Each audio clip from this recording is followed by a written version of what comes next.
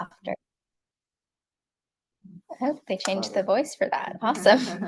All right. With that, I will get on into it.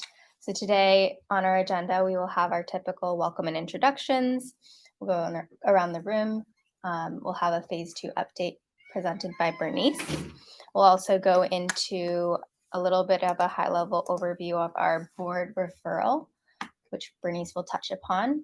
I will then share an update on our community working group poll and next steps, what that looks like for us as a result of the referral. And then Louise will present on the early construction activities, and this is going to be the bulk of our time here today, where he's going to go in depth, and you're welcome to ask any technical questions for him as a technical expert.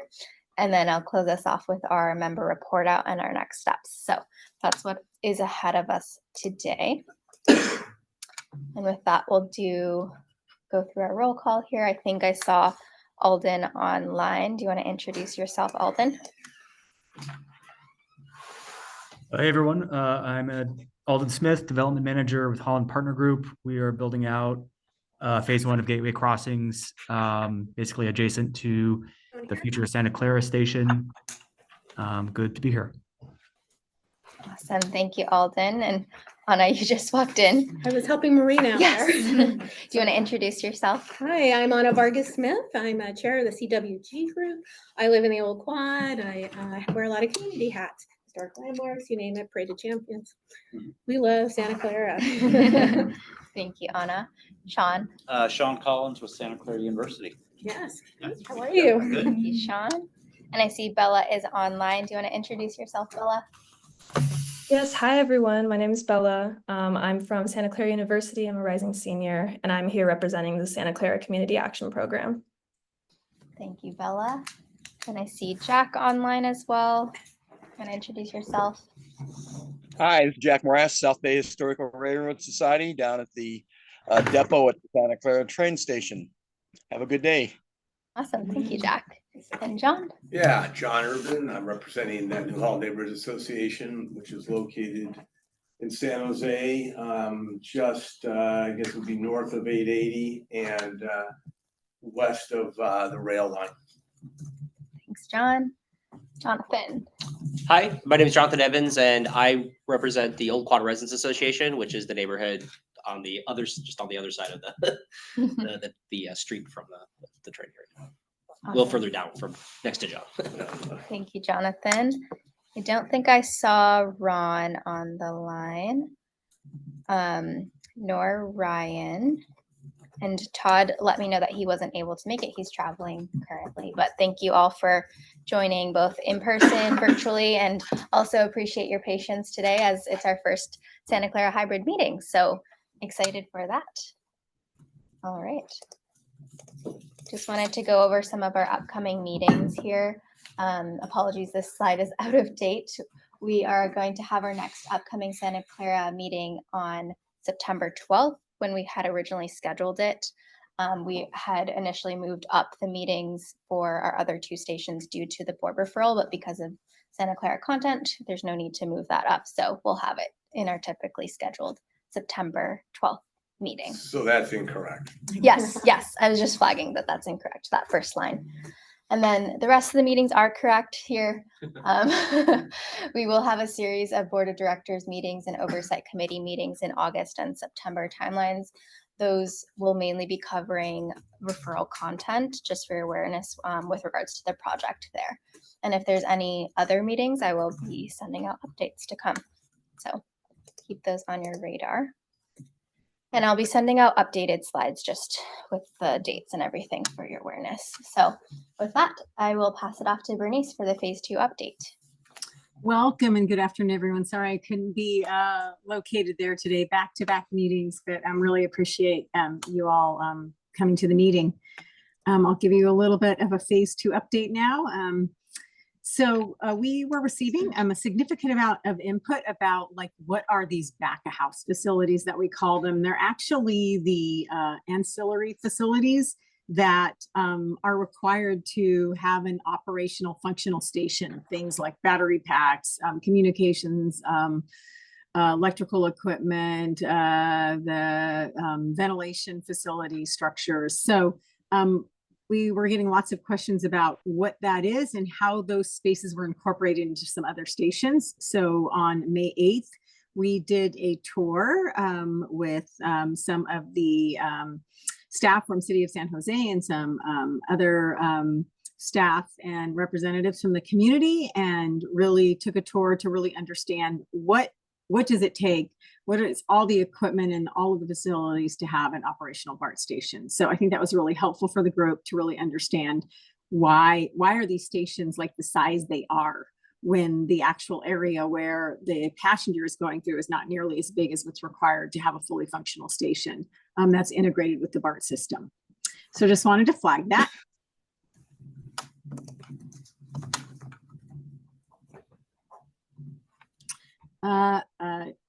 Even more monumental event, and I believe you were all invited, and I was happy to see some of you there, was our historic groundbreaking for the commencement of work at the West Portal site. Luis is going to give you some of the details of all those activities, but it was a very well attended event, a very important event for us to really demonstrate the momentum that the project is taking, and that this is real and it's happening. We had over 240 people in attendance, lots of photo opportunities. We had lots of representatives from labor and lots of local and regional elected officials. So really appreciate all those involved and all those that attended, and all the work that's happened so far at the West Portal site and everything to get the event ready. Next slide, please. Another really important aspect of this project, and what is really critical right now, is we are in the process, one of the final phases to secure federal funding. We submitted our engineering application, that is like the prior phase to actual saying we're applying to get the money. And in this process of engineering, the Federal Transit Administration makes a decision on what their participation will be if we meet all of the other criteria to get what's called a full funding grant agreement. So we have been holding some precedents to really highlight the benefits and the importance of this project, and really urge the federal government to fund this at the maximum that we're asking for, which is like 49%, $6.296 billion. That is what it takes. That's what we have our funding plan for. So really, in this period, we expect to hear something in the next few days, but really emphasizing the criticality of this project, both locally and regionally, and all of the job creation and all the long-term benefits as this project will be. So we've held several press events involving labor, involving community members, and really hitting the point that this connection, this regional connection, ringing a rail around the bay, creating jobs, is essential to the future of our region. And we can go to the next slide. Yes, and I do want to open up the floor if anyone has any questions for Bernice here in our phase 2 update section, both online or in person. All right, if not, we'll move along to our board referral. Bernice, back to you. So in May, kind of waiting for the slide to pop up, we got a referral from our board members, some of our board members, for us to do some further exploration related to certain aspects of both the 28th Street Little Portugal station, the downtown station, and Diridon station, particularly looking at, and one of the reasons we did that tour was to have a better understanding of what type of facilities and the space needed to build that station, looking particularly at 28th Street, because we had brought some of the facilities that were previously underground. We're proposing to put them above ground. Wanted the community and key stakeholders to have a better understanding about why that was done, and what are some of the requirements of where that equipment might go, and what is the space needed for all of those large pieces of equipment. At downtown San Jose, we were directed to look at how we could add an additional entrance on the south side of Santa Clara Street. And then looking at the same kind of situation at our Diridon station about could we, some of those facilities that have been brought above ground, look at putting some more of those back below ground.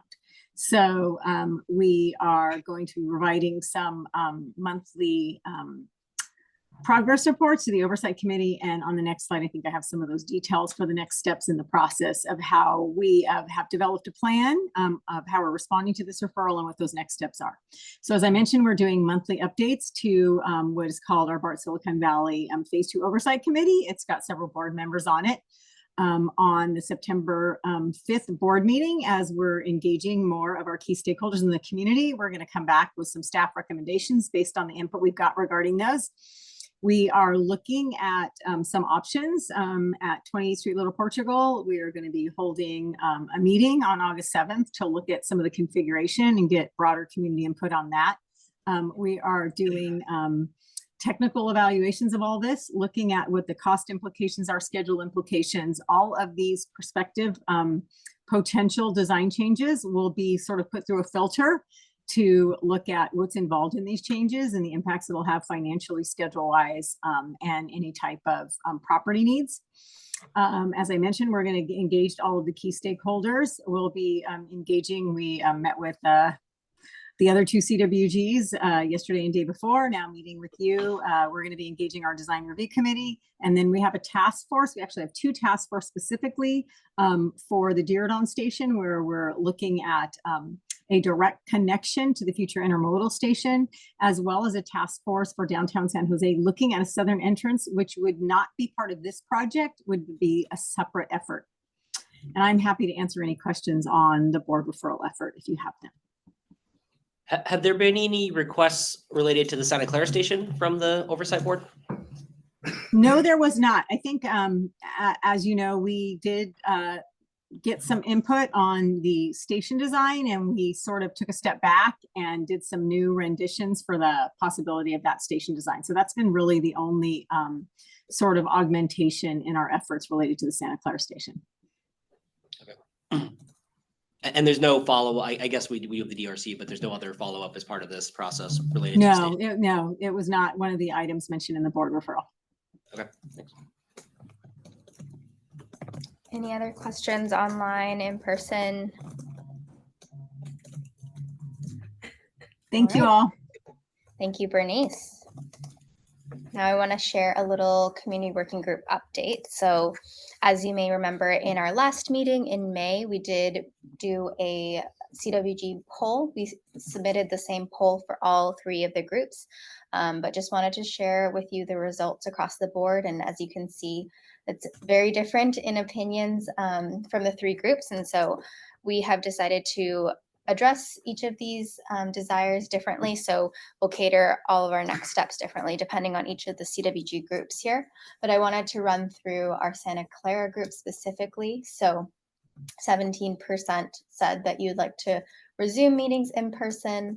And from this, 55% wanted that option between in-person and virtual. And I think that's very evident. There's some of you in the room, there's some of you online, and just wanted to let you know that going forward, we will be having a hybrid option. So there will be flexibility there if you would like to attend in person or virtual.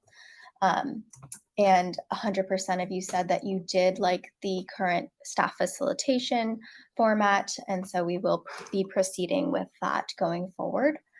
And then 33% of you said that you would like a pre-meeting networking time.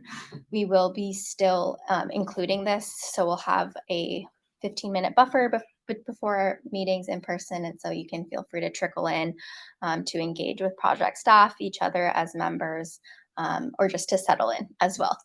And as for reviewing of project documents prior to presentation at the Board of Directors meeting, 100% of you said yes. That was 100% across the board for all three meetings. And so we do plan on sharing those documents where applicable with you all. So wanted to walk through in more detail what this means next steps. So like I mentioned, we will be offering a hybrid meeting option going forward, specifically for 28th Street, since they had expressed an interest for it. We will be identifying and procuring an external facilitator position. In the interim, we'll be continuing our current facilitation, but we are looking to find an external facilitator for that group specifically. And then we do plan on providing any project information in advance of the board meetings where we can to solicit your feedback and input. And then we will continue with our quarterly scheduled meetings, and then of course add any additional meetings as needed. As you may know, we don't normally have meetings scheduled in July, so thank you for carving out additional time this month for our meeting. And then with regards to project documents or report outs, we will be going to the board. So Tom McGuire, our Chief Mega Projects Officer, he will be presenting an update to the board after our meetings, if there's any feedback that we've received from you on the various project topics, and he'll be presenting a summary of those findings and what we've heard from you. And we also want to share that any materials that we present here will be also shared with the board and the oversight committee prior to our meeting. So that's what we have planned for our next steps there. Wanted to share kind of how we synthesized and took what we heard from you in the polls and also in our discussion in our last meeting and translated that into our next steps there. So I know that's a lot of information to absorb, but wanted to pause and see if there's any immediate reactions or additional questions or comments on all of that section. Yes, John. Yeah, would there be anybody who can answer technical questions at that 3:45 to 4 o'clock mingling, so to speak? I mean, I've got several questions over here, but Yes. I don't know if I had come at 3:45, I would have had anybody to answer my questions. Yes, actually. So Luis was here, at least in today's example, and he would have been a perfect person. And I'm sure you can ask those same technical questions after he presents. But yes, we do plan on having any sort of guest presenters available, as well as the station stakeholder lead, and Bernice will be here as well. And so there's various folks depending on the type of questions that you have. So somebody has technical. Yes, feel free to tap us on the shoulder and we can redirect you to the right individual. So apologies for today. Yeah. Any other questions or comments, whether in person or online? From past events similar to this, I think the last one we did was Santa Clara University. That was kind of good for the neighborhood, actually. Is that something that you would move the venue about or keep it here at this office? What would you do the little mixers? Yeah, that's a great question. We'll look into that. I think definitely if you have any suggestions for venue options, we're happy to hear them. But I think for this group specifically, we'll default to this, but then if there's suggestions, we're happy to look into it further. Yeah, thanks, Anna. Any questions or comments online specifically?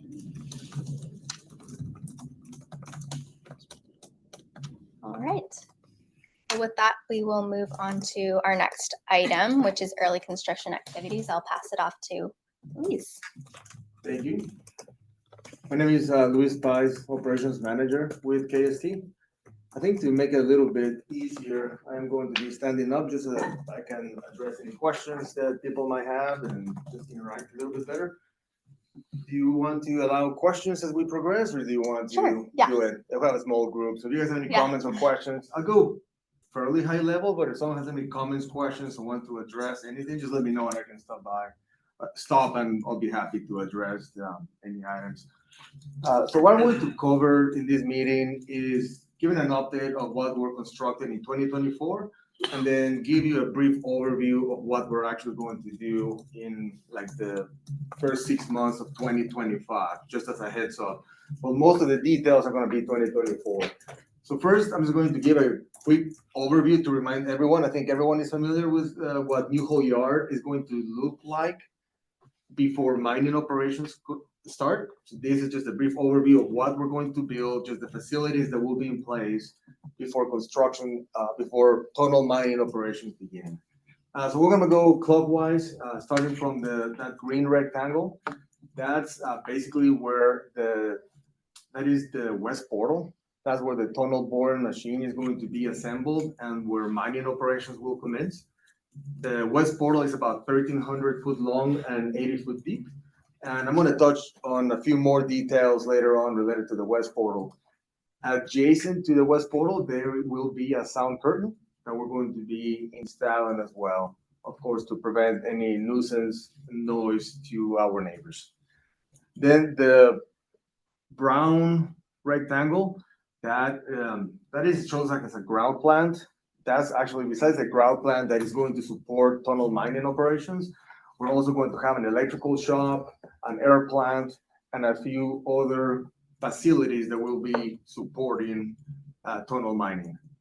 Then the pink rectangle, that's where we're actually going to store the tunnel excavated material. The material is going to get there via a conveyor belt that will go from the tunnel boring machine all the way to this place. That conveyor belt, if you can imagine, that is going to be 5 miles long at some point. So it's a very long conveyor belt. And then from there, we're going to load the material on trucks and then haul it off site. Then the purple rectangle, that's where the tunnel, the precast tunnel liner segments are going to be stored. These are the segments that are going to line the tunnel and provide the structural support. We're going to store up to 4,300 segments in this area.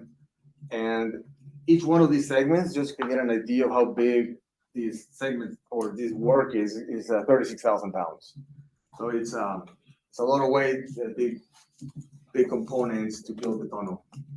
Adjacent to it, that's where the precast plant is going to be. That's where we're going to basically be casting the segments that then are going to be stored adjacent to it. And then in the light blue areas to your left, those are going to be designated parking areas. At this time, we're still, of course, finalizing the plan. There's still a lot of planning to do in the upcoming months. And then the gray area is where we have the staff office is going to be for this project, the main hub. Any questions so far? Okay. Yeah, how high is that noise curtain gonna be? We have two different heights, I believe, and I'll double check for you, John. I think this one is about 24 foot high, and then this one is a little bit less. I think it's 16. So there's two segments. There's two different segments. I Yeah. see. There's quite a bit of like demolition that we need to do here, and we wanted to make sure that we were as cautious as we could with the noise monitoring. That's huge concern for the neighborhood that I live on, the just west of here. Understood. Yeah, and then so 24. Whoa, old school here. 24 here, and then what would you say? What I think it's like 16 or 18 there. I can give you the details Okay. on that and the type of curtain that we're going to use. Well, I should go to VTA, but yes, that information is available. Okay, there's no plans to just leave that as is, rather than incur the cost of taking it down. It will be taken down after construction, because if anybody has ever been No, to a BART hole that, where the train comes out, it's The holy hell. demolition is part of the construction, actually. We have to, it's a complicated scope of work, and we'll touch on this a little bit, but we actually need to demolish certain elements that we need to build temporarily to keep it structural stable. So I can touch on that a little bit later. Okay, next slide. So, no, so, yeah, that's not the only question I have. So a grout plant, is that, tends to be fairly quiet? I mean, is there no moving parts in a grout plant that could, make it, kind of unpleasant for folks? No, I don't think you're gonna have any noise problems related to the grout plant. There's an air plant that will be also there, but we'll have enclosures set up for the pieces of equipment that generate noise to make sure that we are within the decibels allowed by the city of San Jose. So we do have measures, and we do need to provide a noise control plan to the city of San Jose. Like I said, to make sure we're staying within the allowed levels. Okay. And then I'm assuming dust control for all of this here. You know, that dust, you know, definitely won't have a dust problem there. Most of that material, so these sides is mostly going to be the whole trucks and everything else. It's going to be, going to have a concrete road to go around, so there's going to be hardly any dirt on site really when everything has been set up. And most of the material that is coming out will be fairly wet material. So I don't think dust is going to be a problem. Because the prevailing wind after 12 noon is in this direction. This is Santa Clara University's housing dormitory or housing. Understood. Yeah. Okay. Got it. Yeah. Okay. And this is a 24-hour. It is. Never. It is. Turbo machine, and I can touch on that a little bit later. I have some better like drawings and a video actually I'm going to show to give an idea of what this is going to be looking like. Okay. This is the summary schedule. As you can see, there's 4 stages that were approved on the current CTNP, Construction Traffic Management Plan. The site grading and development is basically being constructed this year. Then the precast plant and the segment storage area, that's going to start the second quarter of 25. The TBM shaft and muck bin excavation, that is going to start on 25 as well. And then the start of mining is going to be addressed by a future CTNP. One of the things on the bottom left, you can see those are the currently allowed work hours by the CTNP. We highlighted in pink, stage 1 and 2, which basically allows to work 6 a.m. to 6 p.m. We don't anticipate that to change, so I think we're going to stay within those hours the rest of this year. And then in the green, and the whole hours as well, we're going to stay within the 6 a.m. to 4 p.m. holding hours as well. We don't anticipate having to deviate from those requirements. And then the green and the yellow, but there were 2 key updates that I wanted to provide from this schedule. First, on the TBM, the shaft construction was going to start in July of this year. That was the schedule that we had several months or like 6 months ago. That has shifted now to commence in 2025. So before night work and working 6 days a week, which is effectively what the shaft work will entail, was going to commence in July, August. And then now, like I said, there's many reasons for this, but now that's going to start in 2025. And for the same reason, everything else, the precast plant and the tunnel mining operations has shifted to the right as well, accordingly. Yeah, go ahead, John. Yeah, can you please distinguish between a tunnel boring machine shaft and muck bin excavation versus assembly of the tunnel boring machine? Yeah, the words can be a little confusing. I'm gonna tell you the TBM shaft is the support of excavation, is the SOE that I was talking, where the west portal is gonna be, where the tunnel boring machine is going to be assembled. That's the TBM shaft, and the muck bin excavation is that pink square where what I mentioned, the excavated material is going to be contained temporarily until it's hauled outside. That's the muck bin excavation. So that's just simply setting up the process It's setting before up the process before before the mining. TBM starts actually 100%, yeah. going in. All right. Yep. I think that's it. This one. So mining, I'm sorry, I'm going through this pretty quickly, but so mining starts on theoretically right now, January 1st of 2027. Yeah. I know that it's January 1st, the first quarter. Well, yeah, okay.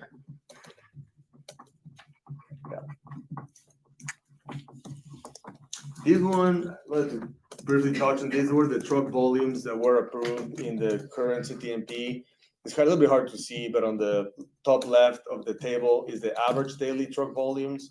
On the top right is the peak truck volumes that have been approved.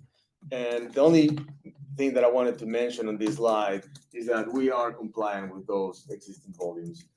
In addition to that, the grading operations and major hauling is anticipated to go for the next 3 months. And then the major hauling for stages 1 and 2 will stop in October. Where are the trucks running? Are they going up to El Camino? or- Mostly on New Hole Drive. No, okay. The two whole routes that have been approved so far is New Hole Drive and Broco. And we have limitations how many trucks we can put in Broco, how many trucks we can put on New Hole Drive. And both of them have been coordinated with the city of San Jose and Santa Clara. And this is first quarter 2027. No, so these truck volumes is for stages 1 and 2, which is what we're performing right now. Got it. And so this is, I made the assumption this was hauling dirt. So this is not necessarily hauling dirt. It's actually both. It's hauling dirt offsite. It is importing material on site as well, plus any other deliveries that we might have to the project as well. Got it. Okay.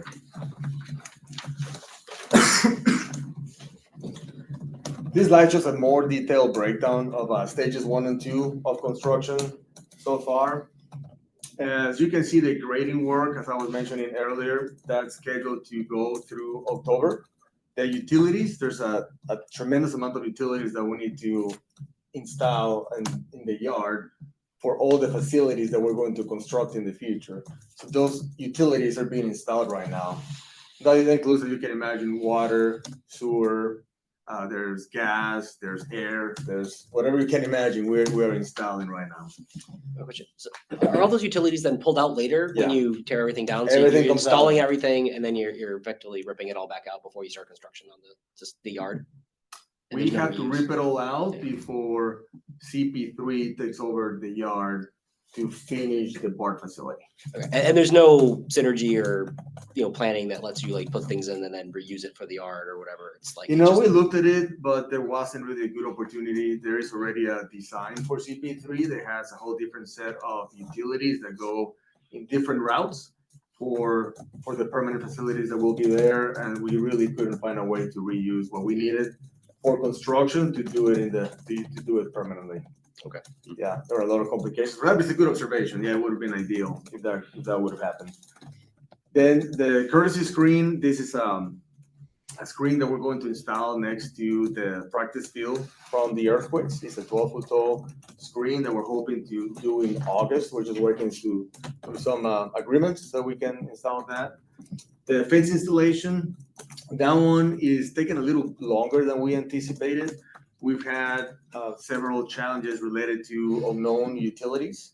There's also a lot of trees that are on the way that require permits that take a very long time to obtain. And then we're working adjacent to the railroad that also requires quite a bit of coordination. We need to coordinate flaggers with them. There's quite the process to really be able to work next to that area. So it's taking a little longer, but that said, we were anticipating to finish that by September. And then the tree removal, we were hoping to get it done in August, but I just got word that the permits are going to take longer. And it's likely going to be pushed to September or October if we do it at all this year. And with that, even though the schedule finishes in October, there will be punch list item and other activities that will remain on site, fairly minor in scope, through the end of the year. We're still in some negotiations with VTA, where if that negotiation is finalized, we might install some additional utilities through basically throughout December as well. Any questions on the detailed schedule? No? I did have a question. If Yeah. we had a lot of rain last year, which created a lot of terrible flooding, mudding, and that kind of situation, are you prepared for that again? You know, that's really the critical path of the job right now, Yeah. in my opinion. We want to make sure that this entire site is winterized Yeah. before October, really. That's the goal and that's the requirement. So yeah, there's a full plan. Right now, the material that we're installing is going to be very compacted material. It won't be like the dirt site that you see out there. There's very specific fill and gradations that we're using with the fill to make sure that we don't create mud when it rains. And there's actually a drainage plan and a stormwater prevention pollution plan of how we're going to manage the stormwater on this side. And there's actually a requirement on this side that we need to be prepared for a 100-year storm. So all this water, once it hits the site, we own it. we're gonna build drainage ditches that take all of this storm water, goes into a detention pond. And then from that detention pond, we test the water. If we need to treat it, then we'll treat it before we release it into the city system. Hey, real quick before you move on from here, Luis, I just wanted to make sure the CWG members are aware, and hi everyone, this is Erica Rokes, are aware that, as we've been talking to you all about these early construction activities that will happen over the first 2 years, that, BTA is providing authorization to KST in various different little chunks of the work that's happening. So why Luis was talking about work wrapping up in November, that's just for that first chunk. So I just want to make sure that that's clear to everyone that there will be work, continuing, but that's why he's covering that chunk right now, as that's what's been approved at this point. Does that make sense to everyone? Yeah, okay. So this is some of the grading equipment that we have on site. It's pretty typical. I don't think there's any surprises here. Motor graders, rollers, dozers, excavators. So very typical equipment that we're utilizing on site at this point. Next slide. This photo shows 2 of our grading operations. On the photo to your left, right now we need to basically prepare the subgrade before the structural fill is put on top, because the fill that we're putting in right now is for the BART facility. So it is a permanent fill that doesn't come out. So there's a lot of permanent requirements that we need to meet. So in the photo on your left, we're scarifying 8 inches, we're recompacting the subgrade to make sure that we get the right density. Then that compaction gets tested before we're allowed to place the structural fill on top. And then the photo to your right is simply a scraper. It's basically a piece of equipment that excavates material from the high spots and takes the material to the low spots. As the equipment moves forward, it has a flap at the bottom that pushes the material into the wagon. And then once the wagon is full, the flap closes, and then it takes the material to where it needs to, where the fill is, and then it releases that material, and then we grade the material in place. A pretty good piece of equipment that we are not utilizing that anymore, but we did use it to help balance the site and minimize the amount of material and trucks that we are importing on site. So that was a win for the job. So I have a question, you mentioned grading is for the permanent. So the gradings, when you're done with this, no one's regrading again for CP3 during the construction. There's a minor regrading because right now we're regrading it to finding that balance between the finished permanent grade and the grade that we need for our needs. But as you can imagine, we need to still have the site drained properly and work for our own needs. So we're fairly close to what the final grade will be. Okay. And then after we're done on CP3, because this is a BART maintenance facility, there will be sub-ballast and ballast that will have to be imported at some point to build that facility. But yes, what we have placed on site will stay there. Photo to your left is a bulldozer used to move earth around the site and clear debris. The photo to your right is a motor grader. That is a pretty standard tool. It has a blade at the bottom, an adjustable blade, and is used to push and basically create flat surfaces. And then we use this piece of equipment also to get to finished grade. So it gets us do so many final adjustments so that you can get to the finished grade that we need to be. Next slide. Bottom photo to your left, pretty straightforward. Any material that cannot be reused on site, we had to haul it off site, and it's basically going to landfills. As you can imagine, this was an old UPR yard, so there was a lot of material that, or some material, I should say, that we could not reuse. So that material, we excavated, of course, then we haul it off site, and we have a bunch of approvals that we need to get before it goes to the proper landfill. Each landfill has different requirements, different limits, different type of material that they accept. So there's quite a bit of work actually to figure that out before it can be hauled offsite. And then the photo to your right is an import operation. And in this case, we have to import structural backfill, which is the backfill to meet spec requirements for park facilities. And we're much good. We're basically using bottom dumps for that operation, which basically releases the material from the bottom. And it really is the right tool because as it releases from the bottom, it also, as the truck is moving, it helps spread the material as well. So it minimizes the amount of material movement that we need to do with construction equipment. And like I said, those operations will be going through October for these stages 1 and 2. This operation is just they're using compaction test. They actually use a nuclear gauge to density gauge to test make sure that we're getting the right density. And we have to do literally hundreds, if not thousands, of those tests throughout the site to make sure that we're complying with the right compaction requirements. Next slide. This one is really interesting. So we had to place prisms, these clips that have prisms on the railroad tracks, both on UPRR and JPB. And the reason why we had to install these prisms is because we need to establish a baseline of how much these tracks are moving before construction activities start. So then we start these prisms. We're gonna start the 3-month baseline. We have total stations, 2 on each side, so that we can shoot on these prisms. And after the baseline is established, once construction begins, we're gonna keep monitoring these prisms, and then we'll be able to assess how much movement or settlement we are obtaining due to construction activities, and then be able to be proactive about it in case we have any concerns with the railroad. So we have a lot of really good coordination in place with them, and there's a pretty solid system to make sure that we're complying.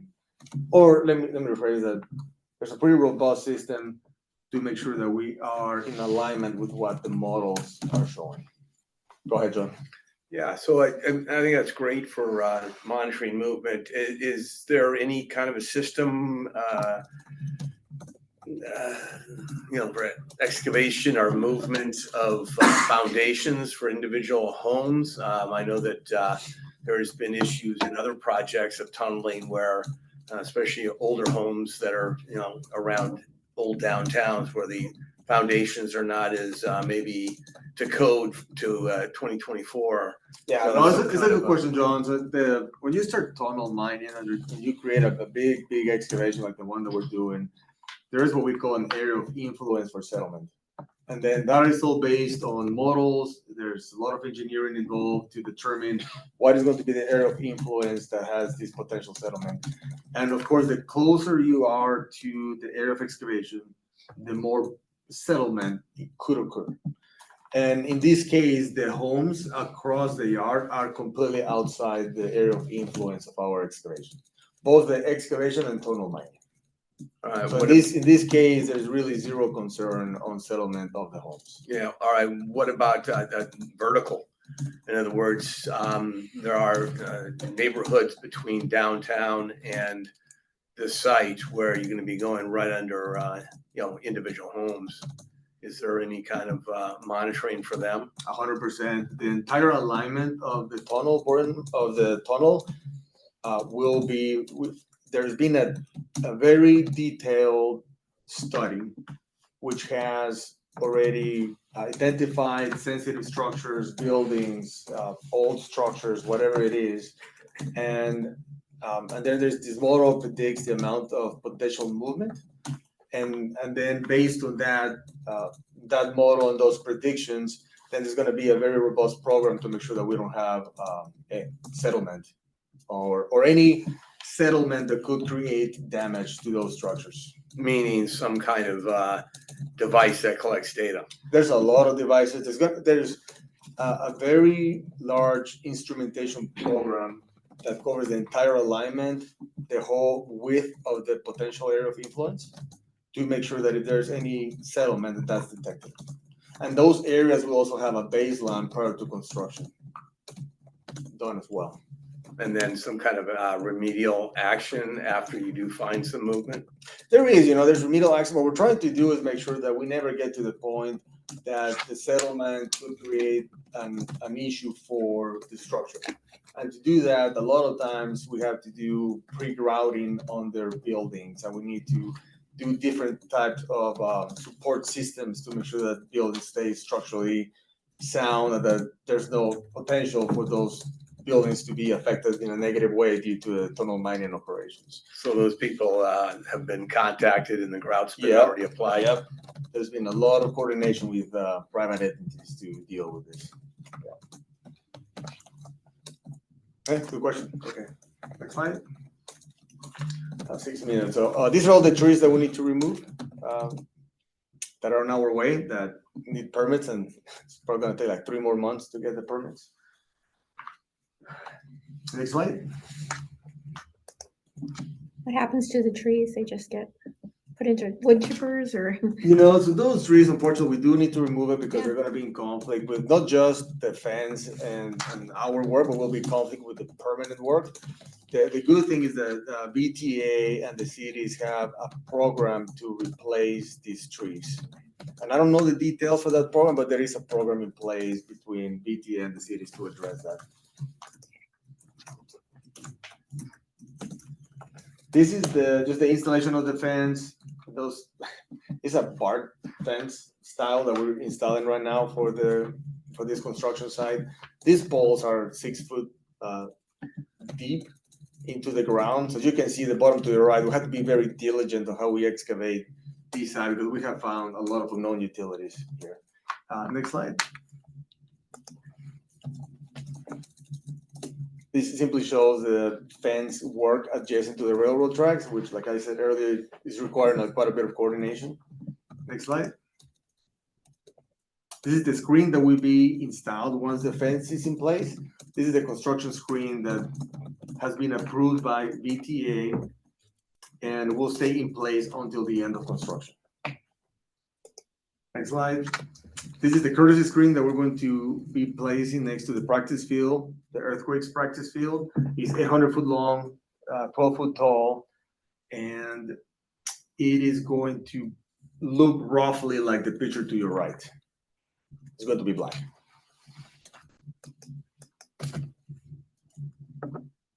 So with that, that covers basically 2024. I wanted to briefly go through a few items of 2025.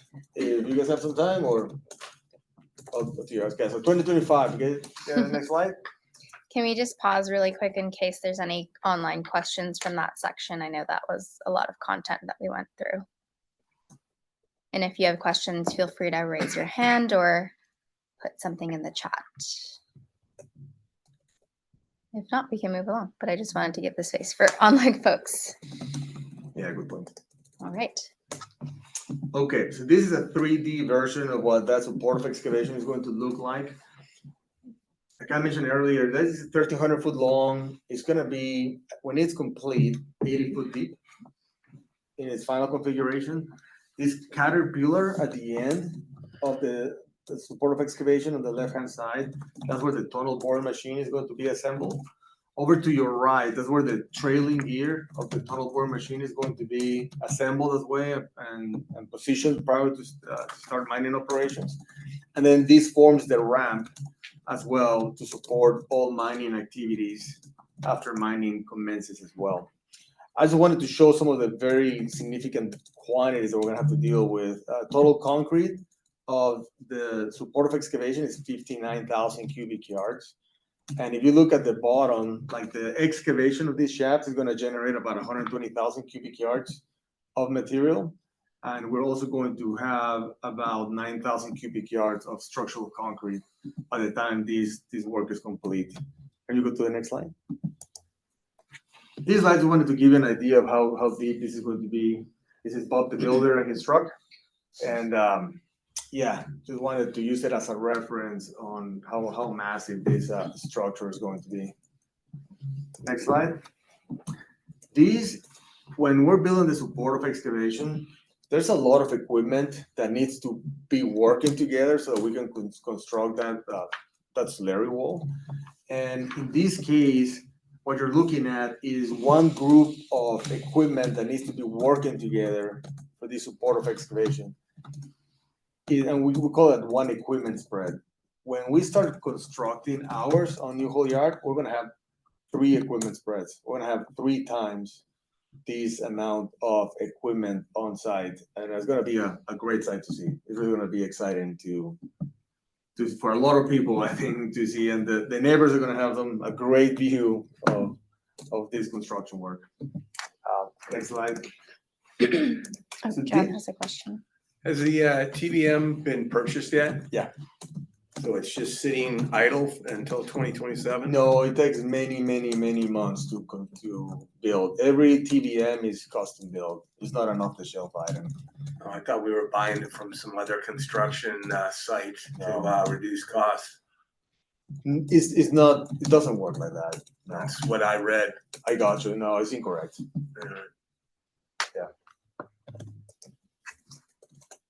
This one simply shows some of this equipment. The 2 cranes on your left, one of them is a hydro mill, the other one is a clamshell. They're just 2 machines that are excavating the dirt out. And then the crane to your right is a service crane, a 350-ton service crane. And in this case, they are setting the rebar cage prior to pouring concrete. Next slide. This one is a 350-ton support crane setting a rebar cage. This rebar cage is about 50 foot long. The ones that we're gonna have on site are close to 140 foot long. The largest rebar cage lift that we're gonna have on our job is it's close to 500,000 pounds. So we're gonna and to lift that rebar cage, we're gonna have to bring inside an 800-ton crane, which is a very massive crane. It's only going to be temporarily for a few lifts that we need to install, but this is what you can expect roughly to see when we're building that structure. What specifically, it looks like a rebar that's obviously flat. And what specific, is that gonna be the pad for the entire maintenance facility? No, so these ones for the support of excavation, that 3D model that you saw, I see the support. to build the walls, we excavate these walls that are close to 140 foot deep.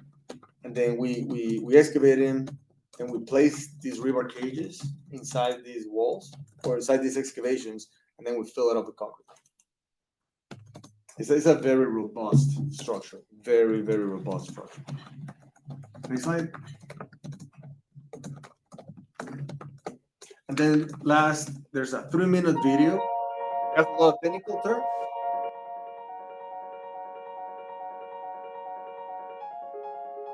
Work is gonna look like, and then see if you guys have any questions.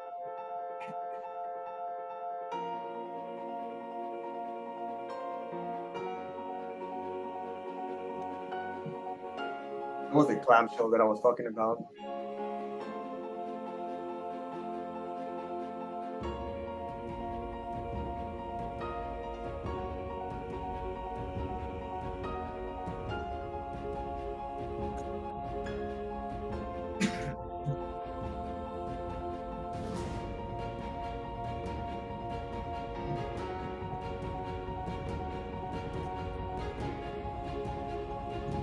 Just digging the hole, 140-foot hole.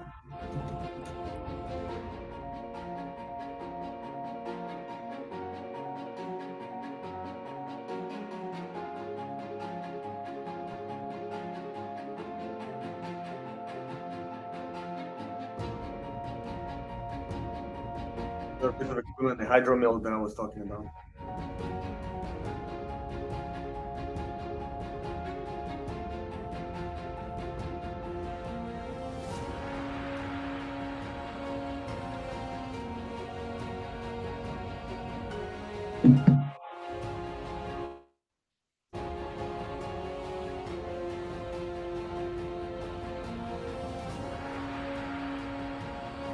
That's a B sander. It allows us to separate the spoils from the bentonite so we can reuse the bentonite.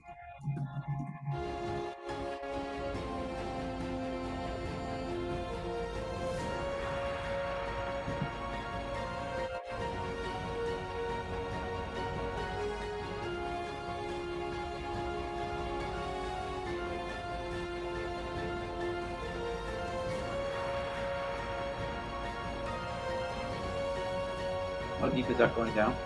140. All the groundwater, what do? You do dewatering wells to manage the groundwater? No, the groundwater helps us keep the hole stable.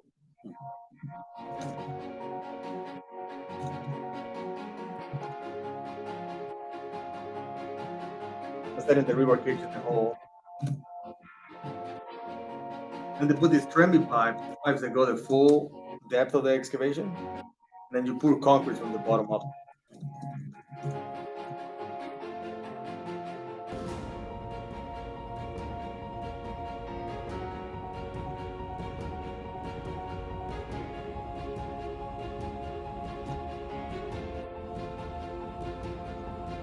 You do it from the bottom up to make sure that you don't contaminate the concrete. You're pushing all the sediments and water out.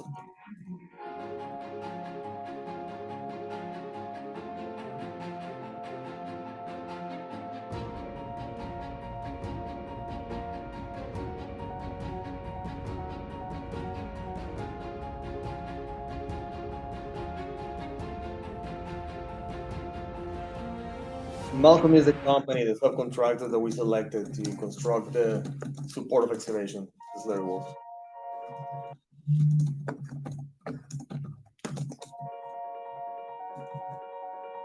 That covers the update. Any questions? I know that Luis went through a lot of material there, but any construction questions or comments from folks? Never seen anything like that. I know. I was like, this is ginormous. It is Thank you. gigantic. I don't think people Yeah. realize how big It's huge. Oh my this God. project is. Yeah, it's very impressive. It's a once in a lifetime project. Yeah. It's good to see it. Any folks online with questions or comments? All right. And just a reminder that we will continue to provide construction updates. This is just kind of that 6 month or till the end of 2024 look ahead. So I'm sure we'll see Luis back again as our technical expert here. So appreciate your participation, Luis, and we will get on into our member report out here. So curious to hear if you've been hearing anything from your communities on your ends, or if there's any ways that you've been sharing any of our project updates. We'd love to hear. Well, my neighborhood is really concerned about the noise baffling, and it was just wanted to get an update. The 24-foot high noise baffling as well, and I wouldn't mind getting the information about the length of the 24 high and the length of the 15-foot high. I can't remember what you said. 16 or 18. Yeah, something like that, and how long that is. So, height and width would be something, and that's mostly as, this thing's coming, it's just a matter of what the quality of life for our people in our neighborhood is gonna be, and just want some confirmation that, when the thing is going up and then the size of it, and then obviously there's gonna be some kind of, certainly the San Jose Earthquakes provide us with a telephone number. So when their noise gets out of control, which is, we have a number to call and someone to communicate with. I think we would be from the university. We're excited about the project, but we'd like to know a little bit more, just to make sure that we have the same concerns. I would say. Yeah, it's quality of life and ability to live your life at a reasonable, because I've been to a BART tunnel opening. It is not a fun experience. And, just south of Oakland, go there if you're ever in Oakland and wait for a train to come out. And that's certainly our concern. And I know it passed the environmental impact report, blah, blah, blah, blah, but it's certainly, it's real. Thank you, John. Anything else for folks to report out here in this section? A lot of the folks that attended the event said it was really well organized and they really enjoyed it. And I think the impact that it's a reality really was loud and clear. And there was a lot of just seeing leadership feeling very positive about it, sort of reduce some of the concerns. And it felt like that every step of the way that there would be a lot of oversight.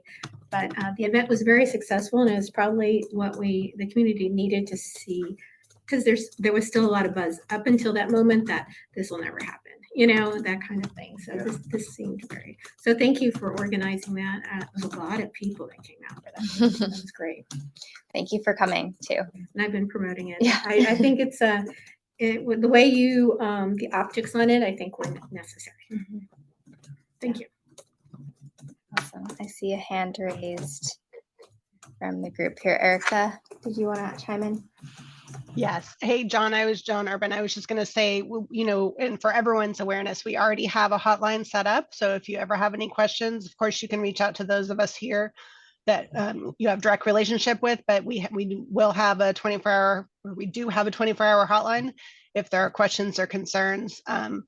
And in advance of the night work starting, John, we've been coordinating with Matt Bright and want to continue coordinating with him and you to come and meet with your community, join one of your regular meetings to talk about what's going to be happening in more detail with your neighborhood. So which we're happy to do that with whichever other folks are interested as well.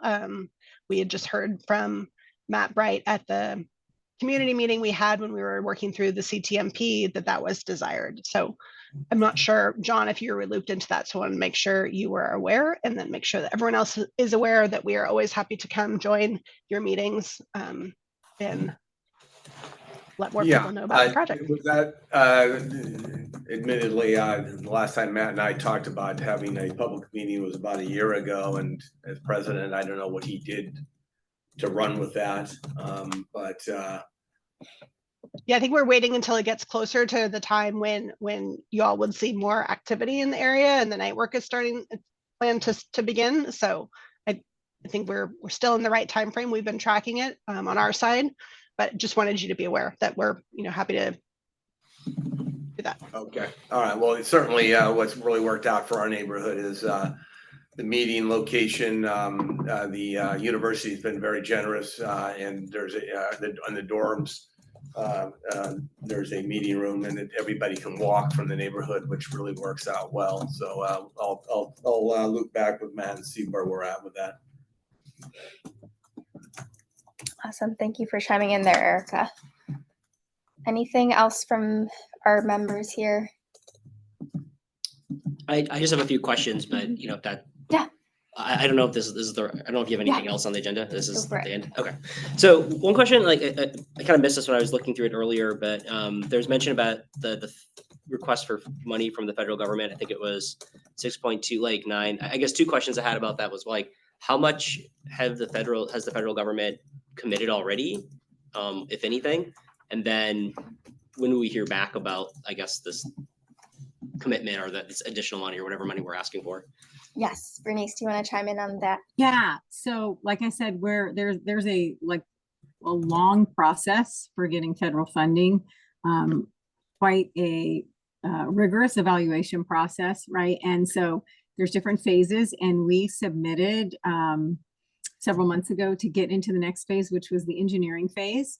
And then as that application is reviewed, they determined the amount of their contribution. We've asked for the 49%. We're hoping to get that or something close to it. We expect to hear what that will be in the next few days.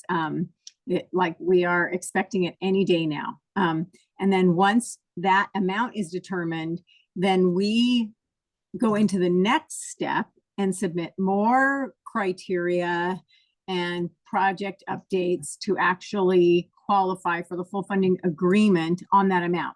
We were allocated $500 million in this current budget cycle, so that if we get this FFGA, we can immediately get that $500 million allocation.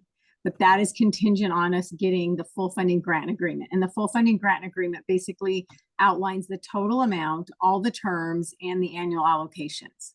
So we have not received anything yet physically. We have $500 million set aside in this current federal fiscal budget, but we wouldn't get that money until we get a fully funded grant agreement because it's part of the federal New Starts grant program. Okay, so I hear is like there's 500 million set aside. You don't know how much of the 6 billion Well, they're gonna we're get it. They would never Yeah. start this thing, go halfway and then say, we're gonna retire. We're gonna. I mean, back up. what the federal government did, the reason we could do all these activities, we had what was called a letter of no prejudice, and we got that back, I think, October 23. And basically it said that they basically demonstrated their confidence in the program. They basically said you can incur cost for certain activities like this early works, ordering the tunnel boring machine, buying the rail cars, right? We were allowed to pursue certain activities and expenses, right? Based on the facts that they demonstrated the merits of this project. So that was how we've gotten to where we are today. So we've been using local funds, but in that letter of no prejudice, it basically says we can get reimbursed for those expenses with federal funds once we get an FFGA.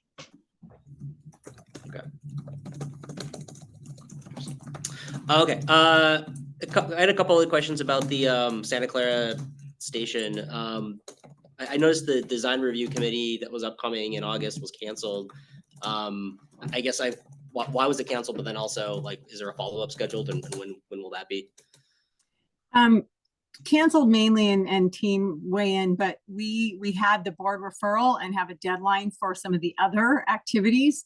So really just, we were further ahead actually with the Santa Clara station now than with the other stations. So we're doing the work at the other stations to kind of get it caught up to where we are with the Santa Clara station. So we've kind of put the Santa Clara station on hold for now while we're executing those other activities to get to a point where we're at to be equal to the Santa Clara station. And we'll have a Yeah, follow-up. I was just going to say, to build on that, we will have another DRC meeting, Jonathan. We just don't know what the date is yet. So we just canceled for now, as opposed to continuing to push it out, as we need to get everything up to speed. And as mentioned, we're working through what the refinements of what we can afford to show there. And know we had some follow-up actions at the last meeting. So we will definitely have another meeting. We just don't know exactly what the date will be. So yeah, and kind of related to that, like what are the dates and the deadlines for things like finalizing changes, and making any changes to the aesthetics? I'm trying to understand like what the timeline is here, because like, we pushed this thing out, you mentioned for funding you're going for, but I just want to understand like, what's the date for like making these changes? Cause like I've experienced in the past working with cities and some of the projects that like, sometimes we run up and then it's like, oh, we can't change anything because, we're too far along, or it's got to be done by next week, or, next month or whatever. And I've run into that with a lot of projects through. So the one like, benefit, what are our timelines? Yeah. the other stations, because they're underground stations, there's a connection to the tunnel. That Sure. work and the deadlines is kind of more critical in a sense, because there are implications to those tunnel shafts and the configuration. The benefit of having the Santa Clara station be at grade is that its design, other than the relationship to the yard and the allocation of space, isn't like influencing or impacting the current tunnel and track work contract. And Erica, feel free to weigh in more on that as far as, so the next deadlines are really about when we need everything to have contract award, which the stations are different contracts. Sure. So like what Yeah. contract, like what is the timeline for that? Like we're talking like January this year, like next year? We're talking October, we have to have this, this done by? I understand. So to put it in perspective, we have not even started the design review committees for the 28th Street Little Portugal or the Diridon stations, as we're waiting until after we refine the station configurations that we're working on now. And so the reason we started the Santa Clara DRC early is because there was a engagement on the station entrance building and what that looks like, right? So we've landed on what that is. And so at this point, what we're doing is refinements to the aesthetics. And so there is time working through, through the fall. I'm not sure exactly what the deadline is, but we're not running up against Sure. last minute at this point. So we still progressing it. Like, honestly, that this is such a complicated project. I'm sure you have some dates in mind, like of timelines. That's all I'm asking for, is a little more certainty on the dates to understand, like from our side, where we're actually at. Yeah. Well, why don't we follow up with you? We'll look at an official schedule to get a more official, accurate timeframe to circle back with you on that. Okay, yeah, I just wanted to understand like a little more concrete than just, oh, it's coming in the future, because that's things can always be coming, it just happens all slips. the time, And then and it it just goes slips, fast. and then it's like, sorry, you Yeah. missed the date, and it's like, well, you told Happens me it all was the coming in time. the future, that happens with all these type All of the projects all time. the time, and it's. Yeah. You don't want to miss the date. Yeah, I don't want We the, oh, hear missed you the and date. we'll follow up with the schedule. Yes. And I understand the other ones are probably higher priority, but we just need to, Not because higher their priority. dates It's are closer. there are some schedule like reasons why we had to do the work we're doing with those right now. Yeah, totally understand, shortest deadline first is a very common schedule way to do scheduling. But just want to understand what our deadline is. So, we need have a sense for when we need to start worrying and interrupting and be like, hey, we need to give feedback or, get some progress made. So, okay, thanks. Awesome. Any other questions or comments from folks online in person? If not, we'll move it on to next steps. All right, so as mentioned earlier in this meeting, our next meeting will be on September 12th. I'll send out invites to come. We do plan on presenting a phase 2 update, potentially bringing Louise back for our early construction activities update as well, a status there, and then just general community engagement updates as well. So wanted to note that for you all there. And then just for your awareness, we do actually have a 20th Street Little Portugal hybrid community meeting coming up on August 7th. You're welcome to join. This will be focused on the 20th Street station configuration. So if you have interest, feel free to come either in person or virtually, but you can scan that RSVP there. I did also send out the invite or the initial information for all 3 groups. So you're welcome to join if you're interested. But with that does adjourn our meeting. Yes, John? Yeah, what about, I'd be very interested in this August, Santa Clara Station configuration or review. I mean, there's some, things that I'd like to be able to see. And can I be invited, are part of the distribution list for that, meeting? So we do have a closed Santa Clara Design Review Committee meeting, but we will be updating our Santa Clara CWG members on the decisions made. So I don't know if Bernice or Erica, you want to chime in on updates there.